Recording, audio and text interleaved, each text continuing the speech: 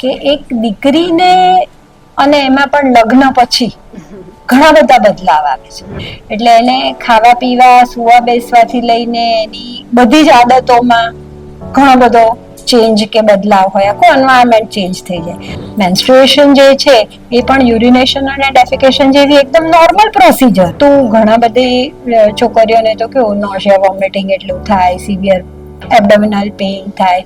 એટલે એ બધી જે તકલીફો છે ને એ મને એવું લાગે છે કે એકચ્યુઅલી રેગ્યુલર જો નાનપણથી થોડી કોઈ ફિઝિકલ એક્ટિવિટી રેગ્યુલર કરી હોય ને, જે આપણે પહેલા સ્કૂલ્સમાં રમાતું હતું આઉટડોર ને બધી ગેમ્સ, ઈ અમને ત્યાં સુધી બોલીને ગયા હતા અમારા કેબિનમાં કે જો મેમ આ વખતે મને પીરિયડ આવી ગયા ને તો હું સુસાઇડ કરી નાખીશ. પોસ્ટનેટલ ડિપ્રેશનની કોઈ વાત જ નથી કરતું.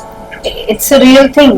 બાળકો મોટા થઈ ગયા, કાંઈ ચલો કોઈ હોર્મોનલ ચેન્જ નથી, બીજું કાંઈ નથી, પણ બાળકો મોટા થઈ ગયા એટલે અચાનક એક ખાલીપો કે જે અચાનક તમે આમ તમારી દુનિયા આખી એમાં જ હતી અને એના બદલે સડનલી તમે જાણે ફ્રી થઈ ગયા. કે વિમેન સ્ત્રીઓ છે ઈ આ દુનિયામાં ખાલી 50% વસ્તી છે એવું નથી, ઈ બીજી 50% નું પણ ધ્યાન રાખે છે.